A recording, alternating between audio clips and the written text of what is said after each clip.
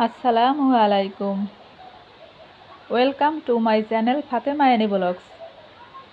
I hope যে যেখানেই আছেন সবাই অনেক অনেক ভালো আছেন, আর আমরাও বেশ ভালো আছি আলহামদুলিল্লাহ। বৃষ্টি এলো কাশবনে, জাগলো সারা ঘাস বনে। বকের শাড়ি কোথায় রে, লুকিয়ে গেল বাঁশবনে। নদীতে নাই খেয়া যে, ডাকলো দূরের দেয়া যে। কোন সে বনের আড়ালে, ফুটলো আবার কেয়াজে। গায়ের নামটি হাটখোলা, বৃষ্টি বাদল দেয় দোলা। রাখাল ছেলে মেঘ দেখে, যায় দাঁড়িয়ে পথ ভোলা। এরকম ছোটবেলার কবিতা মাঝে মাঝে মনে পড়ে। বৃষ্টি দেখি আর সেই কবিতাগুলি একাধারে গেয়ে যাই নিজ কণ্ঠে। কি যে ভালো লাগে সেই দিনের কবিতাগুলি, যা বলার মতো না। এত শ্রুতিমধুর কবিতা যেন গেঁথে আছে স্মৃতিপটে। এরকম ছোটবেলার কবিতা আরও কত সুন্দর সুন্দর কবিতা এখনও স্মৃতিতে গেঁথে আছে। এমনভাবে মুখস্থ হয়েছিল, কণ্ঠস্থ হয়েছিল, যা মনে পড়লে একেবারে ঠোঁটের কোণায় চলে আসে। আর বিড় করে মাঝে মাঝে বলি ছোট ছোট সোনামণিদের সঙ্গে। কথা বলতে বলতে আমি আমাদের ব্রেকফাস্ট তৈরি করে নিচ্ছি। তো দেখতেই পাচ্ছেন আজকে আমি পরাটা বানিয়েছি। আমার ভিডিও যারা দেখেন, আমার প্রিয় আপুরা, তারা নিশ্চয়ই খেয়াল করেন যে আমি আমার বাসার কাজকর্ম তেমন একটা ভিডিও ফুটেজ করি না। আর এর একমাত্র কারণ হচ্ছে যে আমার ছোট্ট সোনামণি আমাকে খুবই বিরক্ত করে ভিডিও করতে গেলে।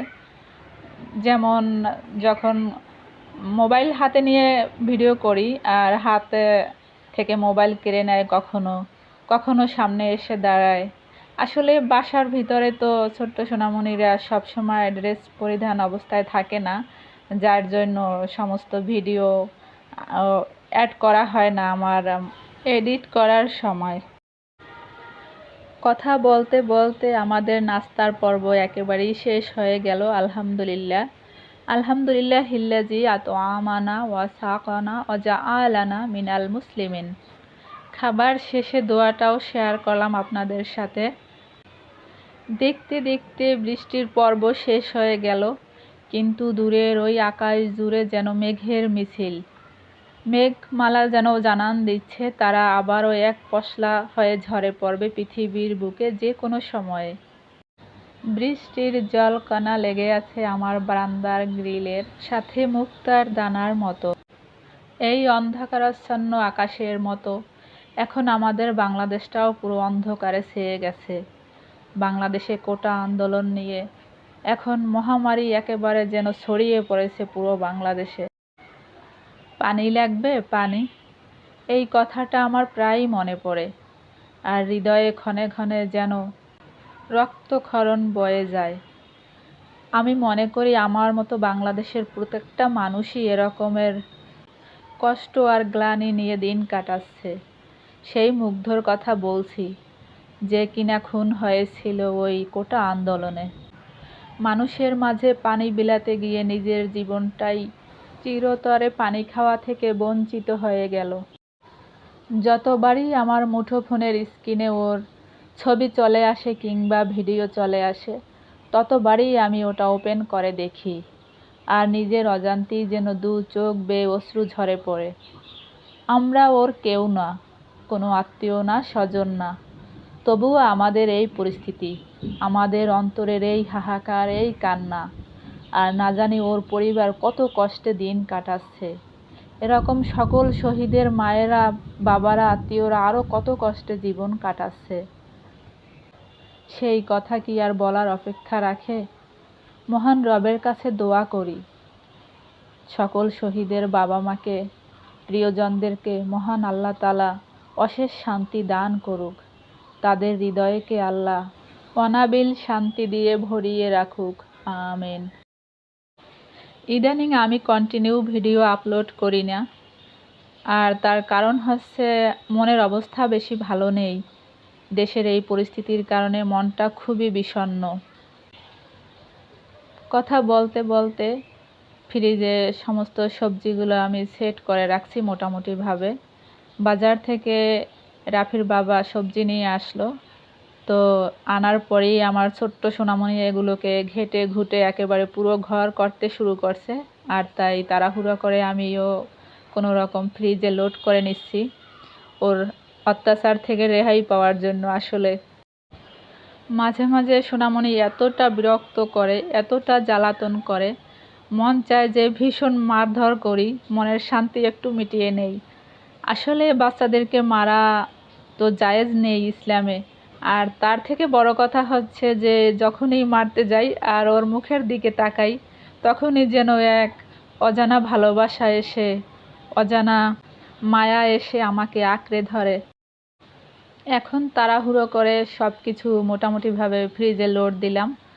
পরে সোনামণি ঘুমিয়ে গেলে বের করে আবার আস্তে আস্তে এগুলো ফ্রেশ করে রাখবো গুছিয়ে। এখন সময়টা পড়ন্ত বিকেল, সূর্যটা ঢলে পড়েছে পশ্চিম আকাশে। এই যে সূর্যের সোনালি আবছায়ায় ছেয়ে গেছে পূর্ব দিগন্ত। বৃষ্টির পানি মাঠের নিচু নিচু জায়গাতে জমে আছে এখনো। ছোট ছোট ছেলেরা খেলা করছে, তার ভিতরে আছে ইয়ং জেনারেশনের দল। এখানে দুই দিকে খেলা হচ্ছে, দেখতে ভীষণ ভালোই লাগছে। আসলে বৃষ্টি বাদল, তার উপরে দেশের পরিস্থিতির কারণে দূরে কোথাও যেতে পারছি না বাচ্চাকে নিয়ে। আর আমি দূরে দূরে গিয়ে বিভিন্ন লোকেশনে ঘোরাঘুরি করি আমার ছোট্ট সোনামণিকে নিয়ে। বিভিন্ন লোকেশনের ভিডিও চিত্র আমার মুঠোফোনে ধারণ করে নেই কখনো কখনো। আর সেই চান্সটা এখন আমার হয়ে উঠছে না পরিস্থিতির কারণে। এই তো কয়েকদিন আগে এই মাঠে কোটা আন্দোলন হয়েছিল, তো আমি আমাদের বাসার বেলকুনি ছাদ থেকেই সেটা উপভোগ করেছিলাম।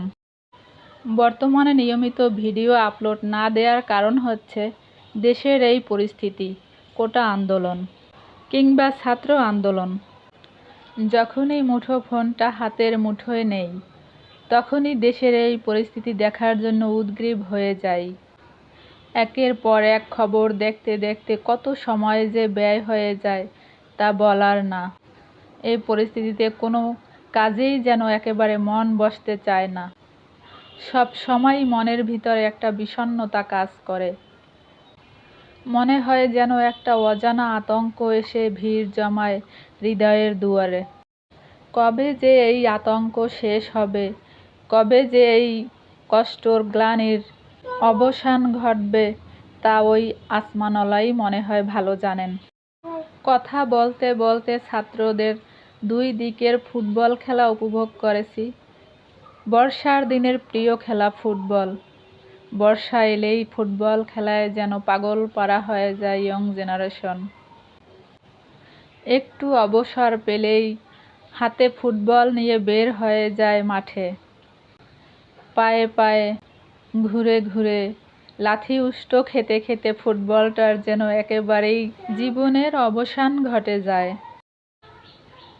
প্রিয় ভিউয়ার্স, আপনার কাছে ছোট্ট একটি আবেদন। যদি আপনি আমার চ্যানেলটি সাবস্ক্রাইব করে না থাকেন, আশা করি আমার চ্যানেলটিকে সাবস্ক্রাইব করে নেবেন, কারণ আমার পরবর্তী ভিডিও ছাড়ার সঙ্গে সঙ্গে নোটিফিকেশন হয়ে পৌঁছে যাবে আপনার মুঠোফোনে। আর এই কাজটি যদি আপনি অলরেডি করে থাকেন, আপনাকে অসংখ্য অসংখ্য ধন্যবাদ। আর হ্যাঁ, ছোট্ট একটি লাইক দিতে প্লিজ ভুলবেন না কিন্তু। আপনার এই ছোট্ট লাইকটি আমার কাছে অনেক দামি। শিশুরা মনের আনন্দে ফুটবল খেলছে, আর আমরা দাঁড়িয়ে দাঁড়িয়ে তা উপভোগ করছি। ওরা এক একজন একেবারে কাদা পানিতে জড়িয়ে গেছে, তবুও আনন্দের যেন একেবারে শেষ নেই খেলোয়াড়দের। আমরাও ছোটবেলায় কত খেলা করতাম, হয়তো ফুটবল খেলতাম না, কারণ আমরা মেয়ে মানুষ, ফুটবল তো তেমন পছন্দ করি না খেলতে। আমরা যা পছন্দ করতাম তাই খেলতাম। বৃষ্টির পানিতে ভিজে ভিজে বাড়ির আঙিনায় নেচে বেড়াতাম, পুকুরে সাঁতার কাটতাম। বৃষ্টির ঠান্ডা ঠান্ডা শীতল পানিতে যেন গা একেবারে শীতল হয়ে যেত। বৃষ্টিতে নেচে নেচে কত সময় পার করেছি, জীবনে একটা স্মৃতির ডায়েরি হিসেবে রয়ে গেছে মনের মণিকোঠায়। কথা বলতে বলতে আমিও এখন ভিডিওর একেবারে শেষ পর্যায়ে। তো আমরা পরিশেষে আবারও মহান রবের কাছে দোয়া করতে চাই আমাদের এই দেশের জন্যে। আল্লাহ যেন এই বৈষম্যের হাত থেকে, অত্যাচারীর হাত থেকে আমাদের দেশকে রক্ষা করেন। এই কঠিন দুর্যোগ থেকে, কঠিন সময় থেকে আমরা যেন দ্রুতই নিস্তার পাই। সূর্যটা যেন নতুনভাবে আকাশ ভরা আলোক রোশনি নিয়ে আবার জেগে ওঠে। বাংলাদেশের সকল মানুষের হৃদয়ে যেন অনাবিল সুখ শান্তি বয়ে আসে অতি শীঘ্রই, সেই কামনাই করি প্রতিক্ষণ। কথা বলতে বলতে আমি নীরা ফিরে এলাম আমার ছোট্ট নীরে।